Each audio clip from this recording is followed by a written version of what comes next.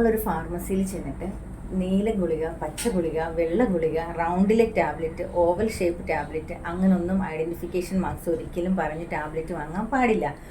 നിങ്ങൾക്ക് പ്രീവിയസ്ലി തന്ന ടാബ്ലറ്റ് മഞ്ഞ കളറാണോ, പച്ച കളറാണോ, നീല കളറാണോ എന്ന് എഴുതിയ ഡോക്ടർക്കും ഓർമ്മയുണ്ടാവില്ല, തന്ന ഫാർമസിസ്റ്റിനും ഓർമ്മയുണ്ടാവില്ല. മാക്സിമം നമ്മൾ എവിടെയെങ്കിലും പോകുമ്പോൾ നമ്മൾ ആ ടാബ്ലറ്റ് എടുത്തുകൊണ്ട് പോകാൻ ശ്രദ്ധിക്കുക.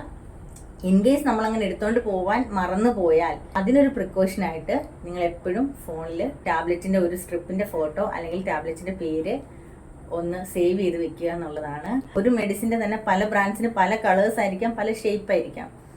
അപ്പം ഒരു മെഡിസിൻ തന്നെ പല കളറിലും പല ഷേപ്പിലും ഉണ്ടാവാൻ സാധ്യതയുണ്ട്. പല മെഡിസിൻസും ഒരു കളറിൽ ഉണ്ടാവാനും സാധ്യതയുണ്ട്. അപ്പോൾ ഒരിക്കലും കളർ പറഞ്ഞ് മെഡിസിൻ വാങ്ങാതിരിക്കുക. ഇത്രയും കാര്യങ്ങളൊന്ന് ഓർത്ത് വെക്കുക. ഇത്രയും ഇൻഫർമേഷൻ വീഡിയോസിന് വേണ്ടിയിട്ട് എൻ്റെ ചാനൽ ഒന്ന് സബ്സ്ക്രൈബ് ചെയ്യുക. അപ്പോൾ പ്രത്യേകിച്ചൊന്നുമില്ല. Thanks for watching. Bye from Asha.